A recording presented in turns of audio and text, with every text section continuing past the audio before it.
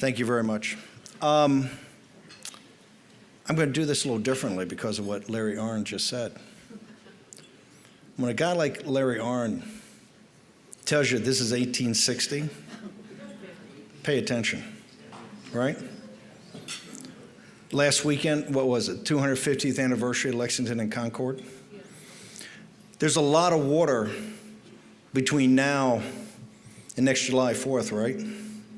And July 4th is not totally and completely, I think, celebrated right here in the United States. You know, we do the barbecues, the cooks, the birthday of the country. Remember, on the day it was actually signed, before they promulgated it, the British landed in Staten Island. The largest expeditionary force in the history of man landed, and by August, it was a total and complete throwdown. We had the American Thermopylae in Brooklyn. A couple weeks later, the American Dunkirk right there at Brooklyn Heights to get the army, save the army, get them to Manhattan. One retreat after another, all the way back on the other side of the Delaware, where they dug in and waited to Christmas night. We celebrate the 4th of July like it was a document that was a declaration of war of men who knew that they were putting it all on the line and would be hung as traitors if we lost. When Larry Arnn says it's 1860, he's not kidding. I want you to think about that for a second. What happened in 1860? And how were we inexorably drawn to a civil war? The only thing I disagree with Larry Arnn is that we're not kind of in a war, we're in a war. And every one of you here, just like Trump and Navarro and Bannon and many others, Tom Barrack, better be ready to go to prison and ready to be bankrupt and ready to be debanked. It is very uncertain what the outcome of this is. Divine providence has been with us. In 16, I was there at a ringside seat. We had a man, we had a plane, we had no money, no organization, self-organized. One time he was 10 to 12 points down to Hillary Clinton in August, mid-August. Then later we closed it up and he got down another 6 or so on the Billy Bush weekend, and we pulled it off because of his tenacity in reaching Americans who would never vote for a Republican in their entire life because they saw something in Trump, right? And then, remember that administration attacked every day by the deep state and the administrative state? Every day. I had 60 hours in front of the Mueller Commission and the House Intelligence Committee with Schiff and Swalwell running it. Why were they running it? Because Paul Ryan, a Republican, punched out and turned it over to the Democrats and the House Intelligence Committee. And I've got legal bills to prove it, as other people do too. Why? For hours and hours and hours, they want to get you in a perjury trap, so you flip on Trump. I was there in 20 when Donald John Trump won his second term. Yeah. Hell yeah, he won it. There's no question he won it. But divine providence works in mysterious ways, right? Think about if the second term had been then. We weren't ready. We weren't ready the first time. Larry knows this. He helped us in the transition the first time. We didn't have the policies. We didn't have the bench. We didn't have the depth. But think about when President Trump was forced back and went to Mar-a-Lago on the afternoon of 20 January 2021. Remember how dark that was? Right? Remember the folks watching the war room? Boris is sitting there on the tarmac at Andrews Air Force Base, and there was not a lot of official DC there. Remember that? And what was it when Trump got there? He's like a lion in winter, correct? He knew he had won, and he knew they had stolen it. Right then, in those first couple of days, he made one of the most courageous and morally focused clarity decisions in American history. You can read Jack Kennedy's or Ted Sorensen's Profile in Courage to the 10th power, all of them wrap it up.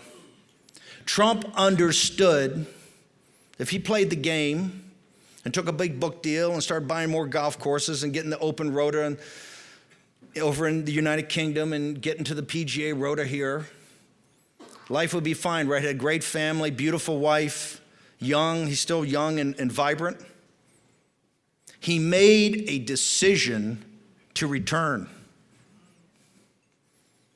Just like Cincinnatus, back from the plow to save his country. Nobody in American history has ever made that decision, understanding he knew they were going to bankrupt him. He knew they were going to try to put him in prison. He knew they were going to try to destroy him and his family. And he made the decision, I'm coming back. And remember how many people abandoned him. Think about it. And let me start with Fox News and the Murdochs. For 2 years, he wasn't live on TV. As they put up every Republican, standard Republican, good people, fine people. They're not going to be president of the United States, and they're certainly not going to be president of the United States when the nation has a crisis. And think about that, coming all the way back. Remember those dark years of 21 and 22, how tough it was, how we had to grind? But divine providence was there because we saw that these are not typical Democrats. These are radical Marxists. It was like the Stasi. Remember the billboards, right? Turning your neighbor in. Remember the speeches that Biden would give at Independence Hall? As a sacrilege to the most sacred places we have in this country. There's no depth to what they would do. As we now find out, for Tulsi Gabbard puts out their plan that we talked about for years, what they did in COVID, what they did with the vaccines, what they did with the mandates over and over and over again. That's a Marxist. This is cultural Marxism with the heavy hand of totalitarian control and state capitalism. It's the Chinese Communist Party model. And we grinded through it. And what happened in that time? Two important things. The precinct strategy. People started getting engaged because you know why? It's about human agency. If Lexington and Concord shows us anything, it's that. There's nothing foreordained. It's all about you in that defining moment on Lexington Common, hiding Sam Adams and John Hancock. At Concord Bridge when you know they're coming.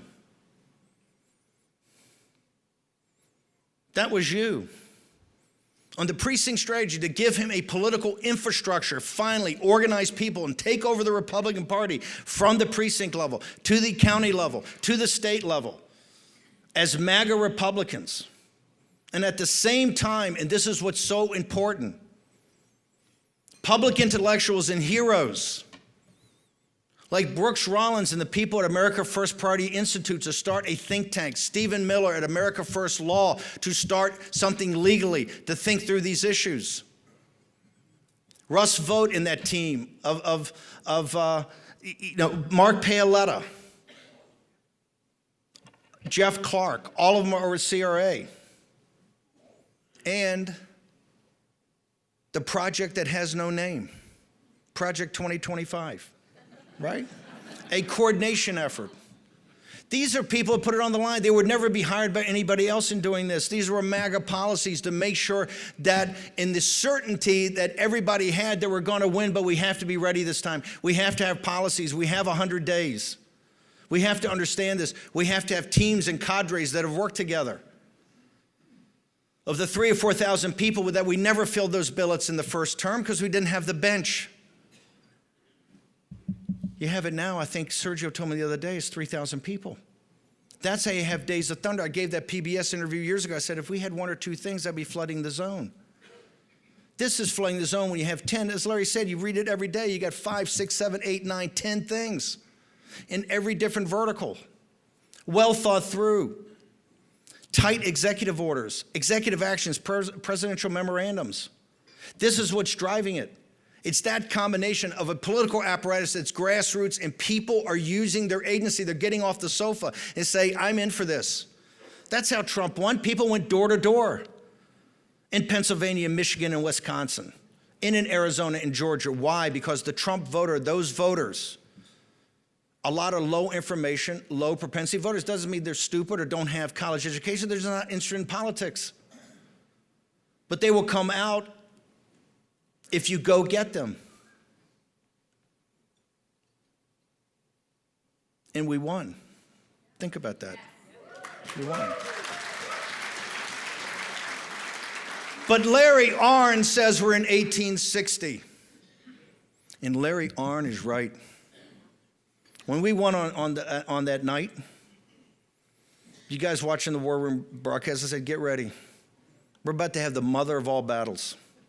And then the inauguration came, and all the tech bros are there, and all the crypto guys, and they're running around, they're all in tuxedos, all big party. I said, fine, party, it's great. Enjoy yourself, we have to do that. It's part of it, historically part of it.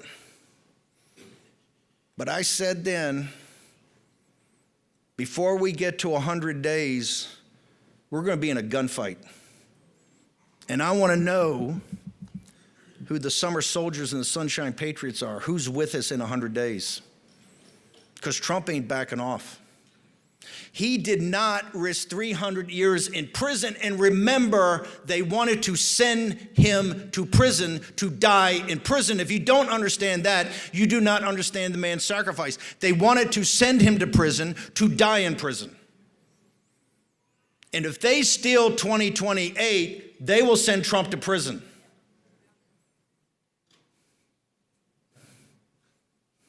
We're in it now. We have now the convergence because our political class and the sociopathic overlords on Wall Street and the corporatists and the oligarchs in Silicon Valley, and we haven't made these tough choices when we had had chances to make them. We're in now the convergence of multiple crises that's going to lead to late in the year of 1860 and into 1861.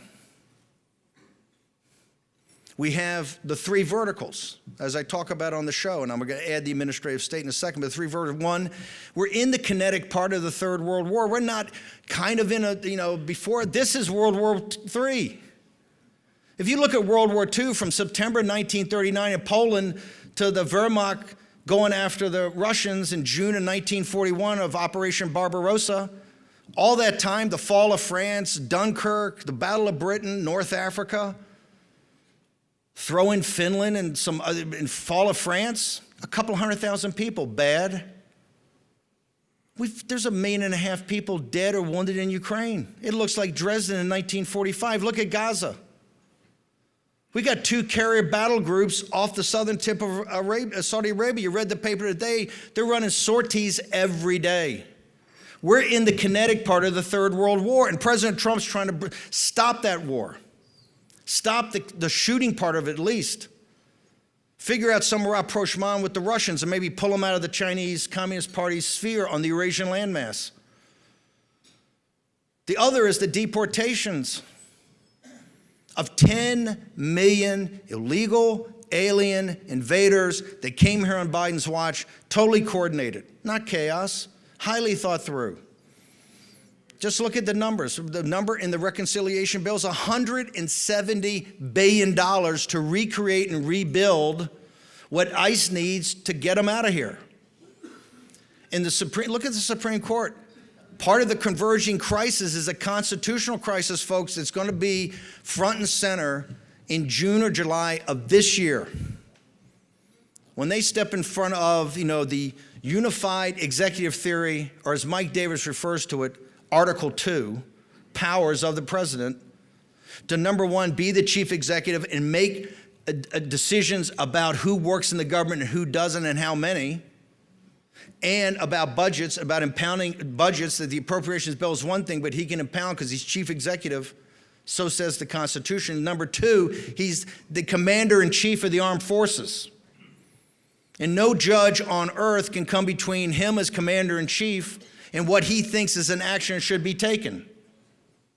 And the third, it's not an independent DOJ. He's the chief magistrate and the chief law enforcement officer of this government. They don't believe that. They don't believe any of it. They have 170 lawsuits right now to stop him, because to delay is to deny, and they know that. And the only thing they've got working is these radicals on the court. And right now they're going to force Boasberg and up to the Supreme Court a confrontation on a human trafficker. Understand who they're embracing. A human trafficker, because here's why. It's quite simple. They want to make it so tough to get the criminals out, so tough to get the gangs out, that you just give up on the 10 million. All 10 million illegal alien invaders must leave the country, or we don't have a republic. All of them.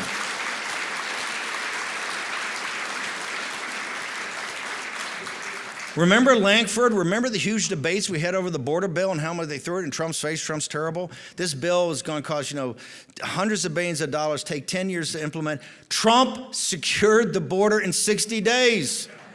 60 days. Everything they tell you in Washington, D.C. is a bald-faced lie. 60 days. And he hadn't even started building the wall yet, which has to be built. But then you get to the main event. This unsustainable financial model we have and business model we have, this is insanity.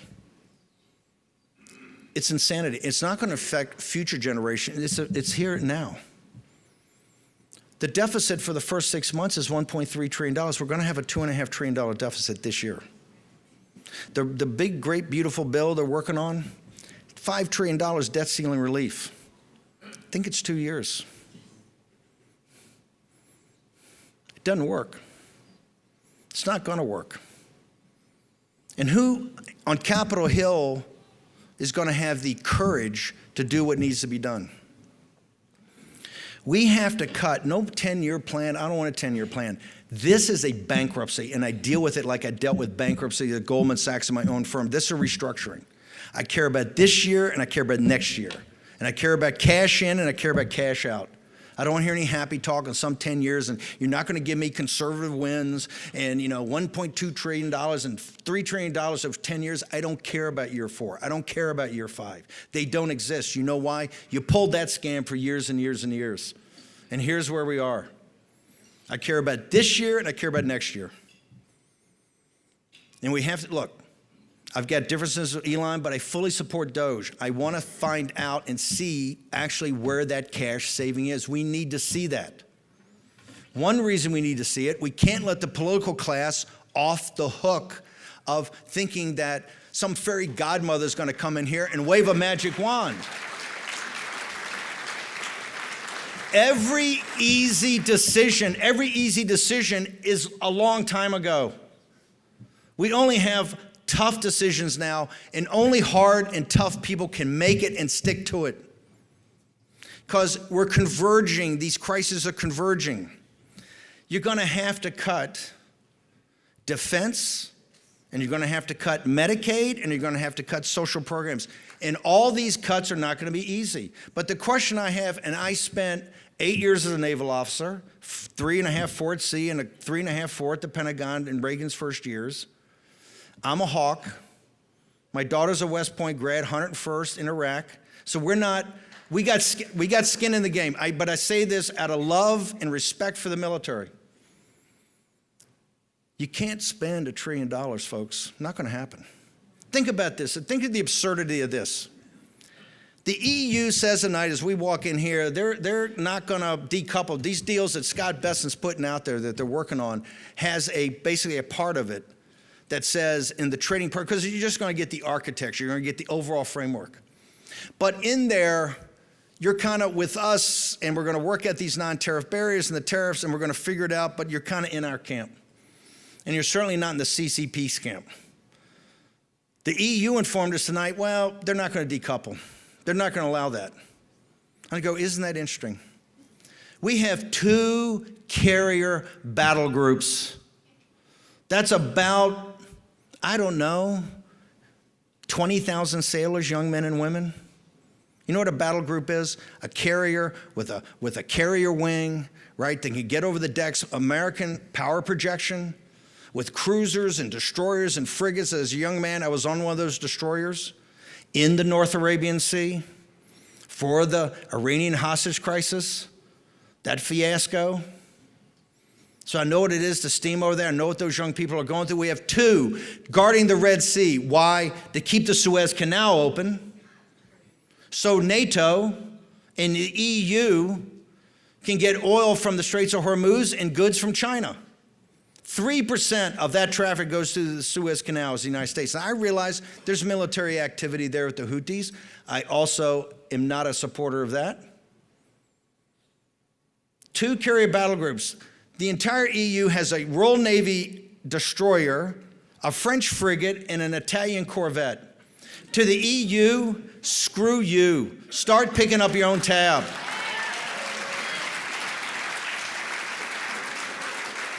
We've turned our military. I go to this conference yesterday, and tell me, well, Steve, some days, Trump says stuff and the stock market goes up. I said, I don't give a damn what the stock market does every day. It's a casino. That's not investors. That's computers trading with each other. These young kids, I don't care about that. That's a casino, and a casino's mentality. And what they've turned our beloved military into is basically rent-a-cops for the casino. That must stop. President Trump's genius of the hemispheric defense from Greenland to the Panama Canal is a naval strategy to block the Russian submarines. Up in Murmansk and Archangels, they come through, we got them. And no Chinese Navy through the Panama Canal and not turning the Caribbean into a Chinese lake, right? And use the vast Pacific. The vast Pacific is our heartland for strategy. This is Mackinder for us. With the 3-island chain, where Pete Hegseth went at first. Now, I respectfully submit, we don't need $1 trillion for that, right? It's time we stop paying for the casino. We stop paying. This casino already destroyed the heartland of this country and working class people in this country and the middle class of this country. Why do you think they love Trump? Trump is the first and only person, even Reagan, as great as he was, that they said, hey, not in the room, not in the deal, and that guy's put me in the room, he's put me at the head of the table. People who know nothing about politics, nothing about Republican orthodoxy, support Trump. That coalition's a 1932 type coalition. But we got to go through some choppy water. Larry Arnn says we're in 1860, and you know what? He's right. These crises are convergent. Think about this for a second. You got to cut the defense budget by $200 billion. Now, not in 10 years, now. You then have to Medicaid, but Medicaid, you got to be smart about it. Because there's a lot of MAGA on Medicaid. You know why? There's no good paying manufacturing jobs in this country. You can tell.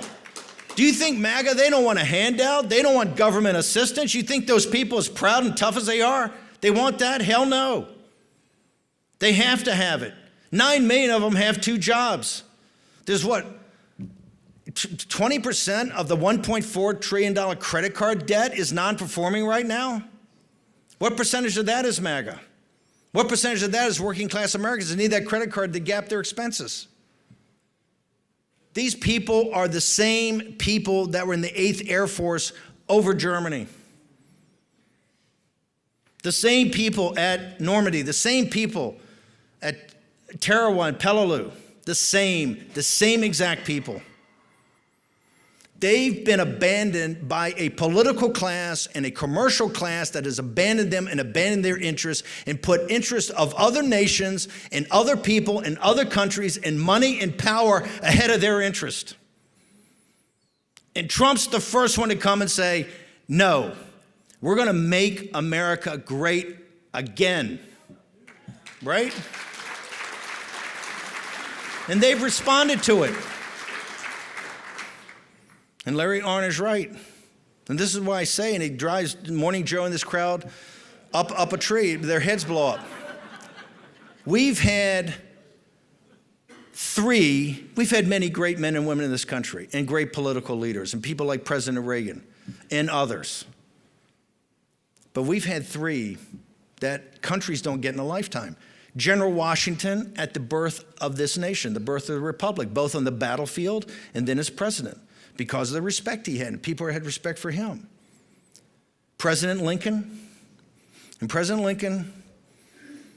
if you studied it, kind of ran the deal as a warlord, right?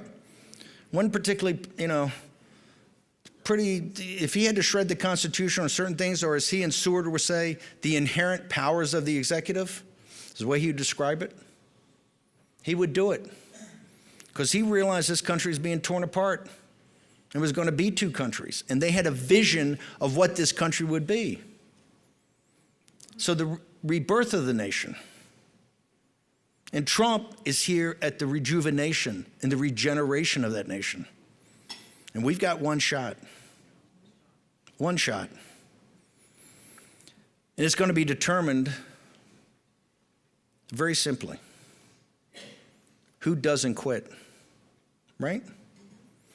They got more money and more power in the media and the universities. They got it all. They got every institution in this country.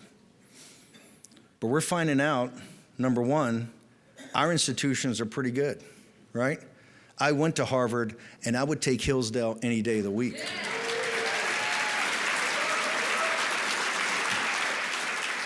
Because he's got the guts to tell the federal government, whether Trump, I don't want your money, I don't need your money, because with your money comes control. And that's the problem at Harvard. Hey, you can do anything you want, you can have any group of people you want, but you don't take any taxpayer money. Cut the money off.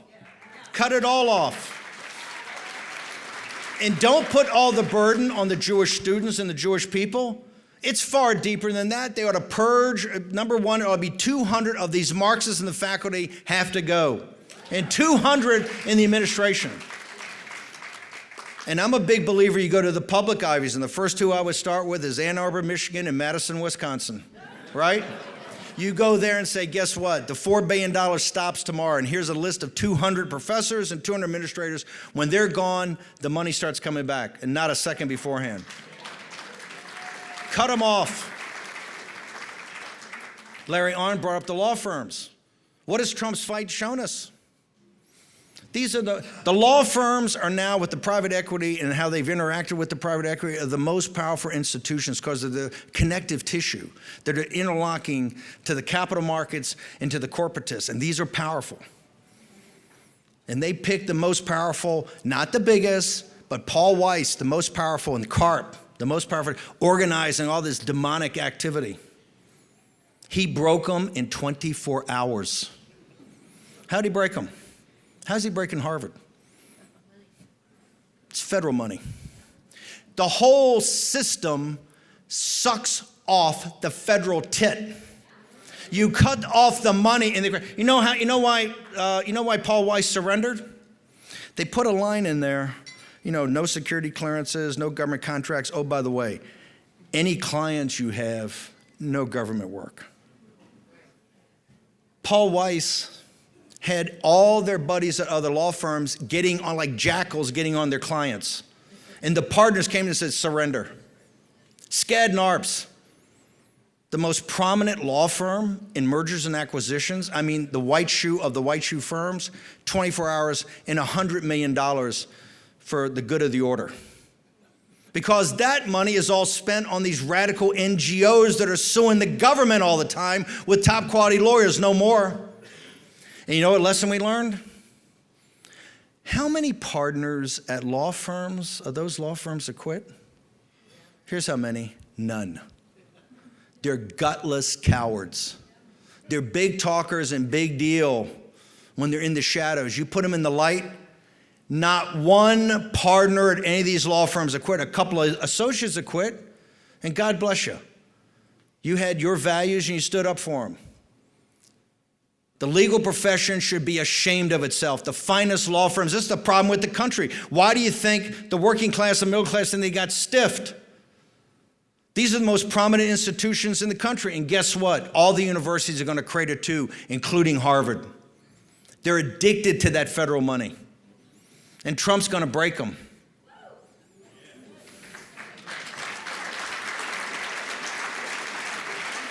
As these crises converge, we're going to have years.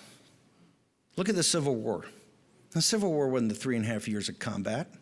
It's much longer than that, right? It was Reconstruction and everything that happened there. These wars take a long time. These divisions in countries, they can't be negotiated out, can't be debated out. This is not a debate. This is not a debating society. This is one side's going to win and one side's going to lose. And the side that doesn't quit is going to win. Now, there are going to be days that you feel like quitting. There are going to be days that it's overcast and dark and nothing's going right. In fact, there may be years like that. But here's why I feel good. I've seen 2 of those years in 21 and 22, right? And we didn't flinch. And we had his back. And we came to victory. And now it's to execute on that victory. But the convergence of deporting 10 million illegal alien invaders and making significant cuts along with the Defense Department in social programs, how do you think that's going to play on TV? Where do you think that, yeah. Even the discussion at OMB a couple of months ago about where just the money was and putting a freeze on it, sentiment meltdown. A human trafficker and criminals sends them into meltdown. We haven't seen the hard part yet. The hard part's to come.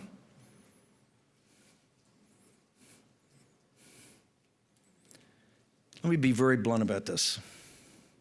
If you falter, we're not going to make it. That puts tremendous responsibility. It can't be on Trump's shoulders.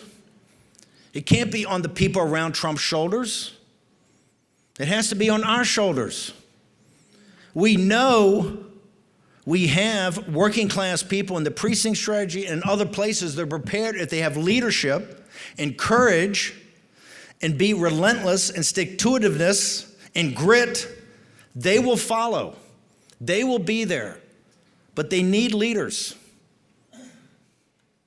So that's why tonight, later, you ask yourself, why has divine providence that saw Trump to victory in 16, saw Trump sent to Mar-a-Lago in 20, and saw Trump come back?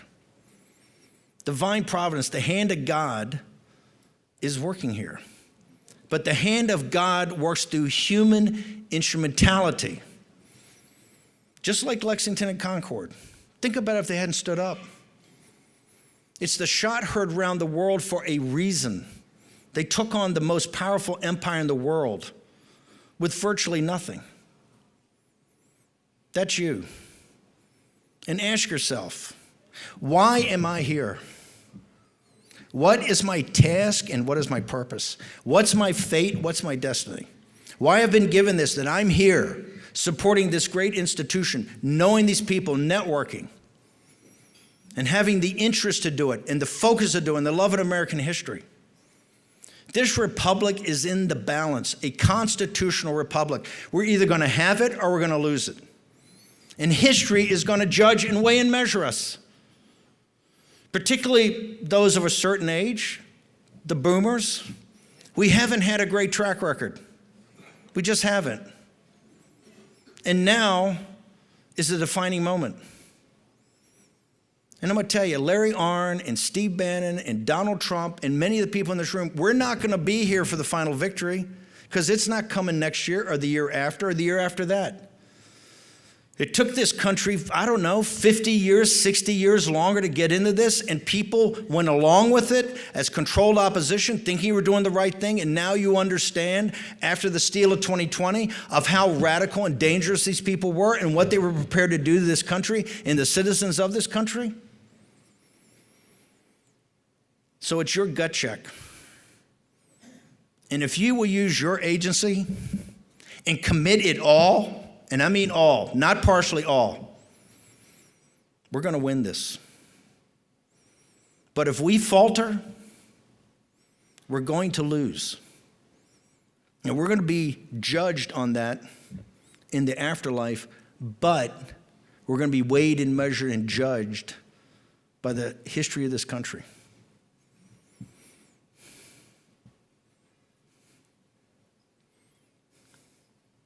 Thank you.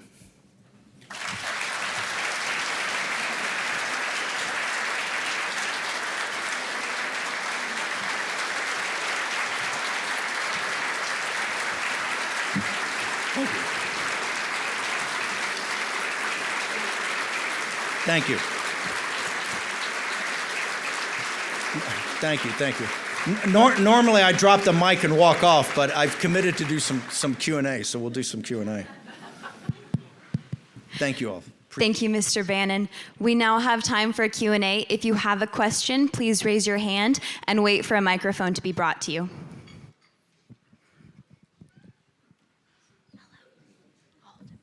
Well, hold it. I've got a question. Can we take a microphone to Larry Arnn? No, I want to ask a question. Can we get a Can you share with us? Give us a minute. Why is this moment like 1860? Because you are 1,000% correct, but people need to understand this and understand the depth of the problem we have. Well, I'm a political philosophy nerd. Things are defined by four causes, and the two most important are the final causes and the formal causes. And the final cause of the United States is in the Declaration of Independence, and we're going to dispute about what that means. There are two opposite readings of it. And the formal cause is the Constitution, and it doesn't work the way it used to. We don't make our laws in the Congress. The president is not in charge of the executive branch. The judges muck around with both legislation and execution. And so those two big things that give America its form and purpose are altered now. And they're entrenched. And so it's hard to fix. Then add the timing of the American Revolution. The American Revolution began in 1763. That's when the British decided, after the 7 Years' War, known as the French and Indian War in our country, that's when they decided to start mucking around in the New World and governing it. And one of the first things they did was they said that there's to be no westward movement beyond the Appalachians. And that's people who'd moved here to get some land. And people made their living off the land at that time. That is the timing. In other words, there was a difference of opinion between London and America about who's sovereign. It came to a head starting in 1763 because of those things. And the war came when it couldn't go on anymore. The Civil War is just the same. In 1854, the point is people want to move west. And slavery, you can't just decide to take your slave with you and go to Kansas or Nebraska, because you have to have a system of law to enforce slavery. Because although the pro-slavery people said the slaves really liked their servitude, they kept trying to get away. And so you need laws to, in the Alabama Slave Code, which is in our Constitution reader, every free white male, slaveholder or no, had to ride posse one night a month looking for runaways. So they tried to kick the can down the road, and war broke out in Kansas and Nebraska. So now something's got to be done, right? And so now what Steve just said, we can't go on like this. If we had $37 trillion more, we'd be broke. And we're not broke. We actually probably have 350 trillion in assets. But to take 10% of that and move that 10% further into the public sector, which is how you'd have to pay the debt if you keep consuming at the rate you're going, and then you'll be in a spiral. So the point is, it can't go on. And that's why it's like 1860. Something has to be done for good or ill.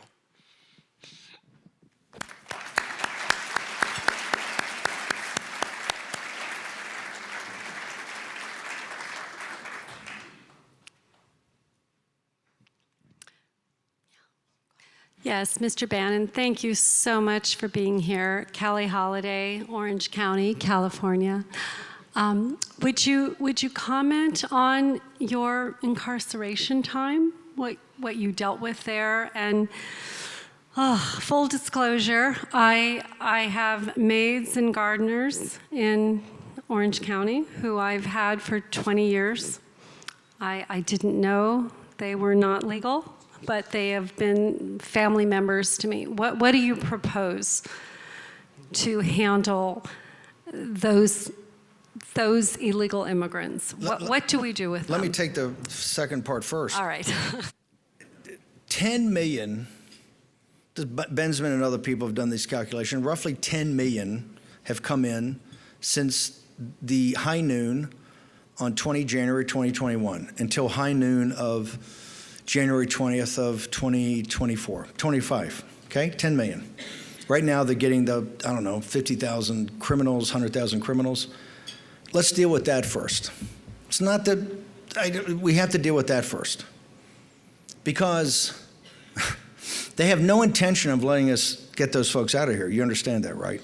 We're gonna have the biggest fight in this country's history to do that. Right now, they've got us jammed up and they want due process and hearings for everybody. President Trump said yesterday it's 200 years. No, they gotta go now.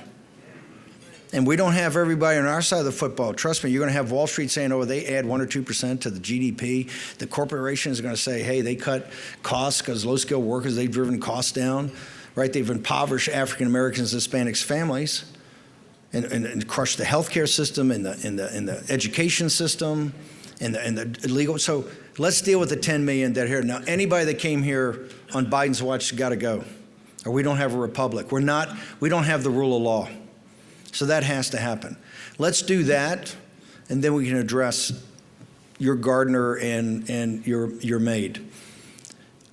It's not perfect, but if we don't do this, we're just kidding ourselves. And all these people talk about amnesty. We don't need that. We need to get these folks out of here. We need to get them now. The second, let me just tell you, because you guys got to understand something, and I am not kidding. These people are vicious. They wanted to send Trump to prison for that goofy stuff. For 20 or 30 years, you add it all up, it's like 300 years. They wanted to see him die in a federal prison. Understand that. I went there in a misdemeanor, and so did Peter. Although Peter went to a camp, not a prison. Pretty rough camp, though.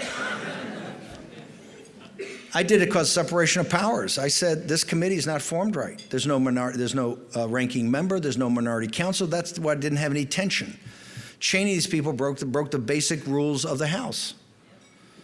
And also the executive privilege of the president. And I'm not going to roll on the president. He gave me executive privilege, that's the way it's going to be. But remember, the people that sent us to prison and the people that sent over the criminal charges to Jack Smith to send Trump to prison for hundreds of years crawled on their belly to the White House to get blanket preemptive pardons, and all of them took it, and their staffs. They know the crimes they committed. They know their criminality.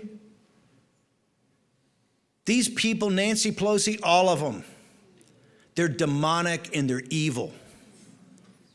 This is not, we're not in a, hey, in 1860, they had argued this thing for a long time, and it got past the parts of argument. Now, they say, oh, we're anti-democratic, we're going to autocratic breakthrough. Hey, last time I looked, we just kicked your ass in a national election, right? And we have a coalition of African-American men and Hispanics and Asians and white working class and middle class and traditional Republicans. It's like 1932 if we deliver. Why do you think they're trying to chop block us every day, to delay us, to deny, to make sure they get to the midterms? So Hakeem Jeffries can raise $2 billion for a handful of seats and impeach President Trump early in January of 2027. Their playbook's quite obvious. So here's what's prisons like. It's hard and it's dangerous, and you folks better get ready because a lot of this audience will be going to prison if they win. They won't stop. Of course they're going to come after you. They're going to try to bankrupt you, debank you. The reason they did it before, they didn't think we were coming back. They know next time they're going to put the leadership. But I said, have a talk with yourself tonight. Check into your soul tonight. I mean, check into it. What do you think? You don't think the Patriots in 1775 knew what was at stake? You don't think they knew when they said sacred honor? Their lives and their fortunes, they understood it. That's the DNA that built this country. That's what it's going to take. This is not going to be easy. This is going to be very hard. Not just that, the scale of this is so much bigger. And the institutions are so much bigger. And Trump's not going to be here forever. Although he did put on his merch site today, Trump 28. I'm all in. A man like that comes along once a century, trust me, right? Thank you for the questions.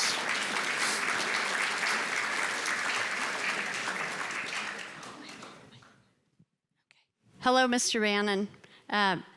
You had me at War Room Impeachment. Remember that? Okay.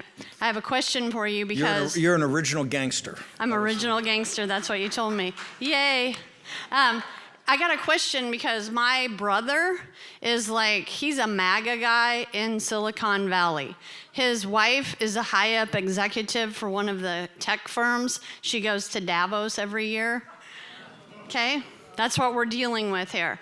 So on our family group text, I was told the other day that the only people who would ever vote for Trump are the reason why they don't care about the way the stock market goes is because they have no money, and that's why they don't care, because they have no money in the market. But his question to you is, how do we respond to things like that? Because we know it's not true. I mean, I'm a MAGA person. I got a heck of a lot of money in the market. What's the response to that? It's 100% true. Yeah. It's 100% true. Wall Street Journal, when we walked in here, the top 19 families in this country made $1 trillion in the last, since January. $1 trillion, 19 families. This is what do you think they fought for in Lexington and Concord? You had basically a worthless aristocracy that had corrupted Commons. They didn't see Commons as an out because Commons was bought and paid for.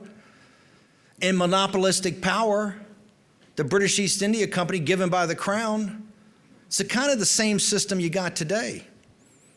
It shouldn't be lost on you that Sam Adams and John Hancock and a couple of three of the patriots, our sacred founding fathers and revolutionary generation and good and tough men, were smugglers, right? They were a little outside the system. They didn't like monopolistic power of the British East India Company. This is the system you have today. I think it's 70% of the people in this country, 70% of your fellow countrymen own no real assets and no financial assets. Your sister-in-law is correct, and you tell her that's the reason Donald Trump's president of the United States. And that's the reason the apartheid state she works in is going to get taken apart. You got to understand something. We have a capitalist system with no capitalist, right? It's all state capitalism or oligarchs. I talked at that World Economic Conference, and I ended, the thing that went viral is the way I ended it. I said, look, we're at a fork in the road, not Elon's, I mean a real fork in the road. We're going to go down two paths. One path is Luigi, Mangione? He waited, he laid in wait, stepped out, and shot a man at point blank range in the back. Not too American, is it? And he's a hero to a big part of the population, a big part. And he murdered in cold blood, a working class guy that worked his way up, okay? I'm not defending the healthcare system or the payment systems, I'm not. But he's a huge hero for a big part of the population. And you've got our economic populism, economic nationalism. And there's going to be some changes. Number one, we have to make capitalists out of the other 70%. We're going to have to figure that out. That ain't going to be easy, right? Not going to be easy for some of you in this room. Just not. But it's got to happen or we don't have a country. Because we're going to do two paths, either the American Revolution, right, that fought for liberty and freedom and folks to have a shot, or you're going to have the French Revolution. And sure is the turning of the earth, that's coming. If we don't make these changes, that's coming. Look at these riots in the street. Look at the Tesla situation. Look at the viciousness. Look at these protests they're having. You don't think in a second, if they got in charge, they wouldn't be dragging the guillotines out? Don't fool yourself. Look at how they worship Luigi Mangione. Look at it. That's who they hold up as an idol. And so I told this conference, you may not like a lot of what the populist nationalist movement stands for, but you'll learn to live with it, which is a big difference in the alternative. And that's the fork in the road we're coming to.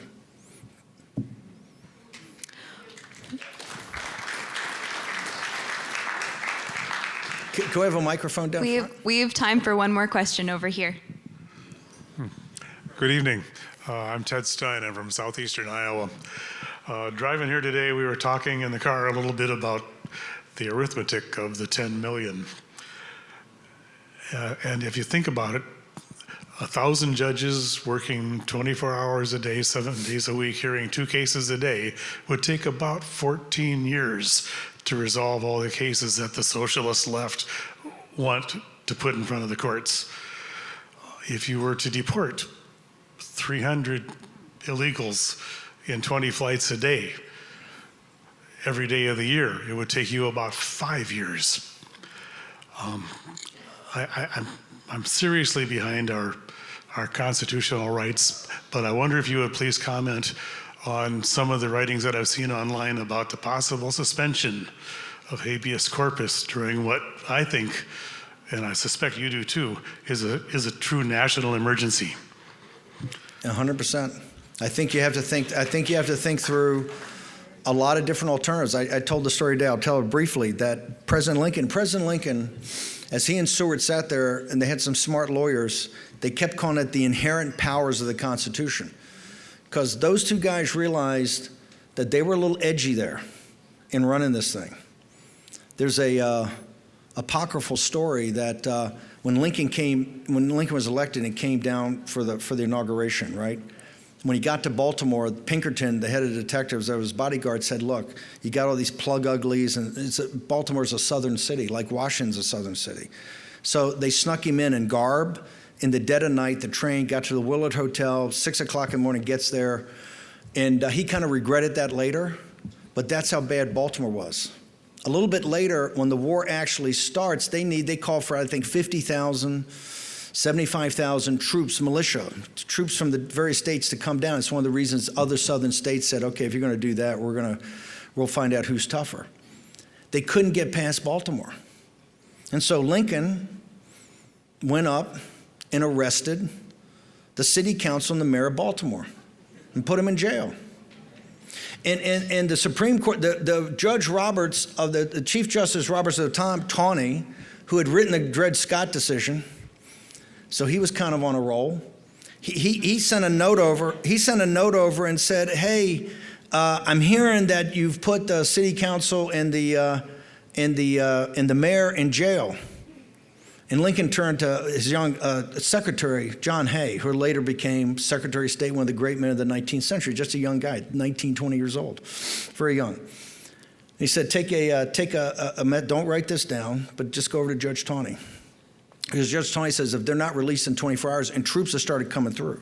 So if they're not released in 24 hours, I'm going to release them. And he said, go tell Taney, you release them, and I'll throw you in jail.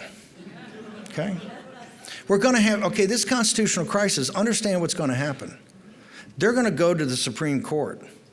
And Roberts and ACB are not going to be with us. Okay? In June or July, you're going to have a constitution. You're going to be back to Andrew Jackson times. and Abraham Lincoln times. Because they're going to sit there and you're going to have a judge, which we never had judicial supremacy. That's not in the Constitution. The whole thing is one phrase I think about the Supreme Court. The whole thing was worked out in what, the Election Act of the Judicial Act 1801. You're going to have a constitutional crisis that they're forcing because they know they control the courts. And they're going to get between Trump and his ability as commander-in-chief to protect this country, something he took an oath to heaven for, right? And we are going to have a decision, because I don't think Donald John Trump is going to back off, and I don't care what the Supreme Court of the United States says about it, okay?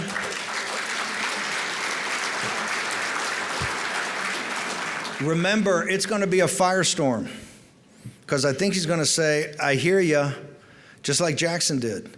Now, you implement it, and we're going to be in it right then. These converging crises is going to be one after the other after the other. A lot of people, in closing, a lot of people are going to get tired. A lot of people are going to say, I can't do this anymore. It's too much. I got to go on a sailboat. I got to quit. I cannot do this. That's the only way we lose. It's the revolution. We just waited them out and fought to the end, and finally they said, we can't do this, these guys, they're too crazy. We got to give it up. That's what you have to do. It's kind of the Union Army situation in the North. Remember, Lincoln did not run the second time as a Republican.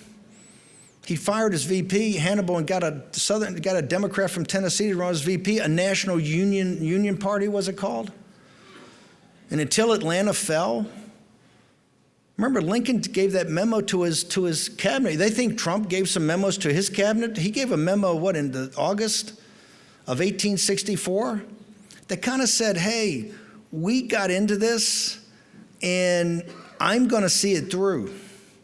Kind of open-ended about what he was going to turn over in the time of a defeat in March, because they had so much writing on it. Now, Atlanta fell, and the Union Army came, and he won in a landslide against his own general, McClellan. The two times in this country's history, the Revolution and the Founding, and the Civil War and Reconstruction, and then you had the Great Depression of World War II. This is the fourth, and this is the worst, because all the forces of the world are opposed to us as patriots, opposed to us. They don't want America as a constitutional republic with a vibrant, strong working class and middle class that decide their matters here in the United States and put American citizens first and the country first. The stakes couldn't be higher. And if you quit, we lose. If you do not quit, we will win this. And all of us may not be here at the victory. It may be decades away. And that is as it should be. So think about that tonight. If you make the commitment and you've got the grit and determination, I know you have, because we've seen it in 21 and 22, two of the greatest years in American history, when the Lion and Winner was in Mar-a-Lago but would not quit, and like Cincinnatus came back to save his country. Let's do this.